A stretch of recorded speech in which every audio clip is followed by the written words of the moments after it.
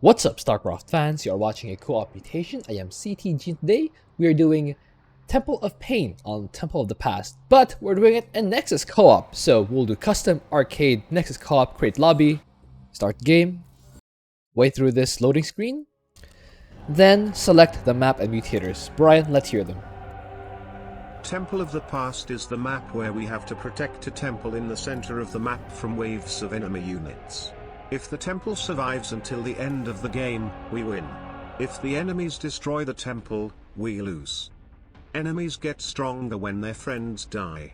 Your mineral patches sometimes get covered that stops harvesting until the mineral shield is destroyed.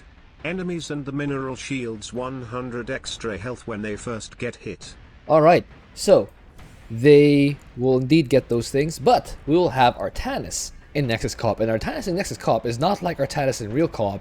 He is actually more like Protoss Tychus. He'll get heroes which are outlaws and they'll be really powerful. So my masterpiece are Space Matrix cooldown.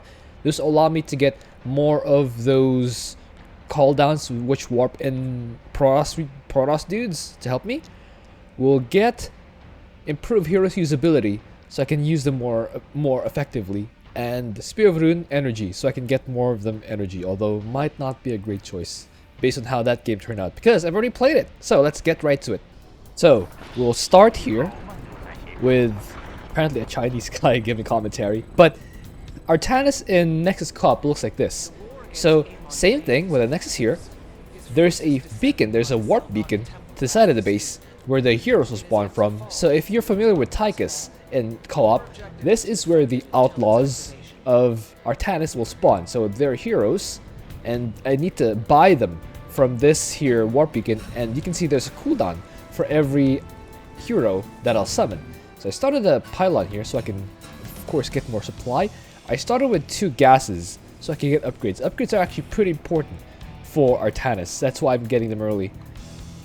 And you can see the temple that we have to protect. It's called Temple of the Past because this here temple is the main objective. That is, we need to protect it from waves that will come from the southwest ramp, the northwest ramp, the southeast ramp, and the northeast, well, cliff. So they'll be transported via transports over that area. So I've started with a forge first because apparently, as some guys have said, I need to get the upgrades for Artanis and his champions and his heroes from this forge. While that's happening, I've also started the pylon here because I'll build 2 cannons here. What the 2 cannons are for are to destroy the mineral shields which will spawn every 2 minutes. The first one spawns at 2 minutes 40 seconds, and we'll need to use units or static defense to shoot down the mineral shields. I've chosen to go for the cannons because that will allow me to just use the all army hotkey for the rest of my guys to keep whacking the enemies without me having to worry about so many control groups. And you can see the mineral shields right here. They do stop the probes from harvesting. However, I can destroy them. They have 50 health, but as you can see, as I mentioned earlier, these also gain the barrier, which gives them 100 health shield that we have to eat through, that we have to chew through to resume harvesting. First hero, Artanis, is spawned. Of course, he's like the Tychus, the free one. Cannon has spawned. It will be able to shoot the mineral shields, and I put it in this control group so that I can just recall the control group when I need to destroy other stuff. You can see Artanis did a pretty good job in destroying that attack wave. He hops across this rock, of course damages a little bit. That's a bit unfortunate. I need that rock to kind of insulate me from enemy attack waves. We'll have the cooldown ready for another champion or another hero. We'll be able to summon that as soon as I remember to do that. We'll actually put down more structures here, I believe. Yes, I put down the forge here so that I can get more upgrades. Upgrades are very important so that Artanis' heroes become better. I can only get them one at a time, but I need to also keep remembering to get those upgrades so that my units will be, or rather my heroes will be more powerful. I start a Nexus here so that I can saturate this set of minerals Remember, kids, you gotta saturate your minerals in your base, in all your bases. Because leaving minerals unsaturated is like leaving food on the table. And you know what your parents say, if you leave food on the table, you're basically making kids in Africa go hungry. So think of the kids, think of the kids, guys. You can't let them go hungry by leaving your minerals unsaturated. Put guys on your minerals. So Karax is here. He does spawn these cannons. You can see, like in the campaign version, Karax does spawn cannons, and he does have a power field around him, which will be able to power these cannons. You can see when he walks away from the cannons, the power field goes away, and it will depower the cannons. Until, of course, he walks right back and repowers them. That's how our Karax. That's how Karax works. Oh my goodness. 6 minutes will be a wave with a hybrid. You can see it is a ground hybrid, which means the 9-minute wave will come with 2 prongs. One from the northwest and one from the southeast. So we need to kind of split our champions, our heroes, to fight that area. Of course, this Avenger is pretty strong. It has 1500 health, 1500 shields, and it has a lot of splash damage, which will be quite effective in destroying all these enemy bases. You can see another set of mineral shields to spawn, like I said, every 2 minutes. But this one doesn't have a lot of workers yet, so it's not that bad to have it shielded, because the workers can just harvest from the other mineral patches and they'll be fine. Another attack wave spawned at 6 minutes 50 seconds. We destroy that instantly. You can see the Avenger times out and it just kind of despawns. Okay, that was the thing. I actually missed on a couple of Helions as they fly to my base. So I don't really have any unit available, although I can summon Phoenix after this cooldown lapses, but I just chose to use this Orbital Strike right now because it won't really matter that much anyway. I don't really spam Orbital Strike that much against Avenger because that will just destroy the weak ones and make the strong enemies really strong. So for me, it's better to only use Orbital Strike in those situations where there aren't a lot of units to buff each other in the first place. It's kind of that sort of strategy of not using a top bar to prevent the enemy from getting stronger. Cannons, by the way, are going up here. They're also going in my control group. So I can just recall the control group when I need to destroy some rocks. Meanwhile, looking for upgrades for my champions. So the way upgrades work for Artanis is that there's a lower bar. If you look at this this command card to bottom right of the screen, there used to be a row of upgrades there. I got all of those first, and then once I got all of them, I need to click on the champion, and then you can see these upgrades in the command card are only unlocked one at a time. So after I finish one upgrade, I have to start the next upgrade, and then finish that, then start the next upgrade, then finish that, then the next upgrade, then finish that, until I reach the last upgrade. And each upgrade progressively gets more expensive, and your hero gets progressively more powerful. You can see all 4 cannons are now in my control group. The next mineral shields will spawn at around 10 minutes 40 seconds. So they've split the heroes as such. Karax is over here apparently getting long ranged for some reason. Meanwhile, all my other heroes are fighting these other guys because I've determined that Karax is actually the strongest one of them. Although the cannons are getting kind of outranged at the moment, but once they are here, they are pretty effective in destroying the enemies. My other guys are running back to kind of help, but then I remembered that there's a hybrid wave at 10 minutes, so I kind of had to rush it back. Meanwhile, Karax is just kind of pushing this area. He has to use more cannons to keep alive. You can see he got a shield sort of thing, because that is one of the upgrades I got from the Nexus Forge. You can see though more mineral shields have spawned. I will need to destroy those. You know, Artanis and Phoenix are still fighting over here. I've used the black hole thingy, this sort of vortex which spawns units to help me fight off the enemies. It's pretty helpful. Meanwhile, Artanis kind of wandered into this bonus area. Karax did fall because he's on his own, but I do have these warping dudes to help fight off the enemy, or at least stall them until Karax has returned. They're still doing a pretty solid job. It's fine. It's going fine. Not fantastic, but, you know, passable. And they will be able to clean up these 2 siege tanks. It's kind of expensive, though. By the way, to actually have guys spawn out of the vortex thing, I will need to make these forges over here so that they will actually warp in guys. You can see this Hellbutt has Avenger, I think a couple of stacks, but it wasted its time, wasted its efforts shooting down my cannons. It didn't actually get a lot of probe kills. That's actually pretty helpful for me. So the cannons in the middle line doing a little bit more help. That's pretty helpful. Karax and Phoenix. You remember that one mission in the Legacy of the Void campaign? Karax and Phoenix were together. It's like a redux of that. You know, Artanis will just stand here at this destructible rocks and camp them, because that is where the next Thrasher will spawn around 13 minutes 37 seconds.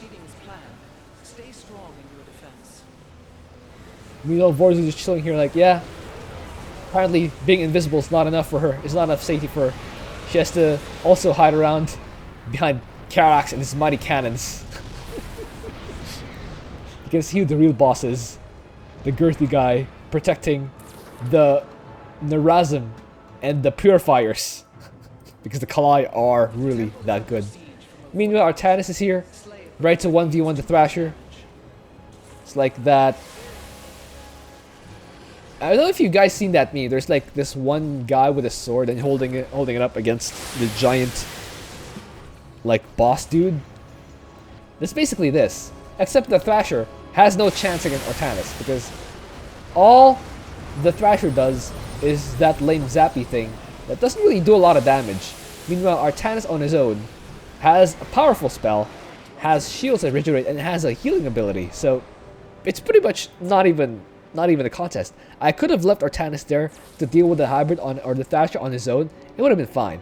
I just chose to add the vortex thing because I just wanted to bring the Thrasher early. You can see my cannons are breaking down those mineral shields, and so are the cannons here. They don't auto attack the middle shields. You have to select the cannons and then right click them at the shields to destroy them. The middle shields, that is. Meanwhile, the pros here, Artanis doing his thing. Apparently it's a Dark Templar here whacking his weakness, the missile turret. So it's pretty fitting that the Dark Templar would want to attack the missile turret. I wonder if that's how the AI actually works. We will never know. Meanwhile, there's a big hybrid Nemesis here. You can see it already has a few Avenger buffs, or I think one. So what I did was select all my cannons and right-clicked the Thrasher, or the hybrid. You can see it's actually larger. So that's how I chose to do it. I chose to snipe down the big guy first, so that the small guys won't buff it. Okay, Karax has returned. I think he got shot down or something, but it's fine. Just bring him back for a bunch of gas. Bring these guys down. See this air hybrid? It's big, but it doesn't do a lot of damage. All I really need to do, the only thing I really hate about the hybrid is that it flies straight past my defenses sometimes and goes straight for the temple. And that's why I tend to right click or snipe that hybrid early. You can see another set of mineral shields right on cue every 2 minutes, like I said. Will spawn here. And my cannons are right on the job destroying those mineral shields. Meanwhile, this Thrasher did get some buffs. It now has about 10,000 health. That's a lot of health. The good news is my champions, my heroes, my outlaws have several thousand units of, or not several thousand damage output per second. That did come out right. They do a lot of damage, basically. And they can chew down all of its health. Also, I've sent a probe here to build a pylon, so I can use the second top bar to teleport. It's like a Griffin airstrike or a Griffin airlift, but a smaller area. I warp in or warp out all my heroes and then send them to this other area when I need to teleport somewhere. Rohana, by the way, on the field, she does things. Apparently she's gonna go down. Rohana, what are you doing here? Weren't you supposed to be commentating on the temple instead of just chilling here? There we go. Warp all these guys back here. spam all these cannons. Apparently, I actually forgot to use all my active abilities. So if you select all army for Tannis, you get so many abilities here at the bottom row. And I've been actually neglecting it. The only thing that's an autocast is the Astral Wind that heals my guys. But the rest of these abilities are not set on autocast. I actually wonder if I can set an autocast. I didn't try setting it. I should, probably. But that's not my concern right now. My concern is teleporting these guys to where the next fight will be. You can see that top bar coming in very handy. So I can defend all sides of the temple of the past without letting the temple get scratched. The temple has a very expensive paint job. Getting a single point of damage on it will ruin the expensive paint and will require lots of Vespene gas to restore it back to its beautiful state. Besides, even if you do a single point of damage on something like the Mona Lisa, for example, even if you scratch it a little bit, it's gonna be very, very annoying to deal with. And that's essentially how I deal with the temple, because it's certainly not giving me any sort of defensive value, and it's not giving any offensive value. So it must be an artistic work, and I can't let an artistic work such as this beautiful, useless temple take damage. Meanwhile, enemies will be camped because I know this map. I've played it 100,000 times or so. Maybe not 100,000, maybe a few thousand times or so. I think ironically my most played map ever is Cradle of Death. Not because I like playing it a lot, but because of Cradle of Karax. While leveling up my commanders, I must have spammed like 1,000 or so runs of Cradle of Death just to power level my heroes as quickly as I can, or my commanders as quickly as I can. That clutch save by that cat, it just barely kept the Helion's fire out of reach of the temple. That was clutch. Now I need to rush over to this area because this is where the next attack wave will spawn from. In fact, I might just teleport there, yeah. Use the teleport here. And intercept this attack wave. Just delete these as soon as we can. I'm gonna spawn the Avenger here to fight the Thrasher as well as the enemy spawns. Meanwhile, teleport out. Fight the Thrasher over here. Avenger, actually. Fighting over here. It has actually taken a lot of damage because the orbital strike that I used actually just made everything else angry, so I have to use the pylon to give vision to warp in more guys out of my gateways. Meanwhile, the rest of my guys are shooting down this one Thrasher, which is now at a ludicrous 12,500 health. You see that? 7k shields, 5,600 health. That's 12,500 health. What does it need that much health for? It's not even doing anything. Meanwhile, speaking of not doing anything, my cannons, as I said, are not auto-targeting the Thrasher, so I have to do it manually. Now they are. It's pretty nice. I have to fight these hybrids over here, and I think I finally managed to start using all my abilities against these enemies to help me deal damage to them faster. Teleport all the rest of my guys over here to intercept this attack wave. Those Widow Mines were right about to fight a temple, which they were not able to because they only shoot units. So, yeah, good job, Widow Mines. Very good job. Widow Mines are my MVP right here. Making sure to attack a building which they can't attack just to save me from my blunders. Meanwhile, Vorzin, here we go. Vorzin using the Shadow Stride or the Shadow Fury. Alarak using the Deadly Charge. Meanwhile, I think I'm on top of... No, I'm not. No, I'm not. I think I focused more on deleting this area so I can just teleport back here and focus on what I need to focus on. Okay, now I have enough energy for the recall. I split Karax off to solo this whole prong of attack. Meanwhile, the rest of my guys run over here and take care of this other wave.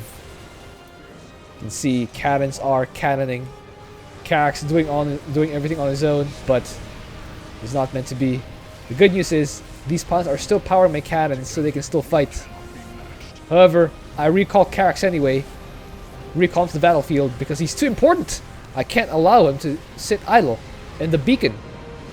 He is too important because he's the one who's actually holding this whole area long enough for my other champions to come back and finish off the map. There we go. That was pretty hectic, not gonna lie, but when you have the power of teleport, you can just ping pong everywhere you need to be. So I'll say a vision. So the MVP here was definitely the fact that I can teleport all my guys and the fact that I had pylons to where I need to go. So I can just go right there without running over because I don't have vision. So there we go. Hope you enjoyed that. Thank you for watching. If you have an idea for what else you do, please leave it in the comment. I'll see you guys next time.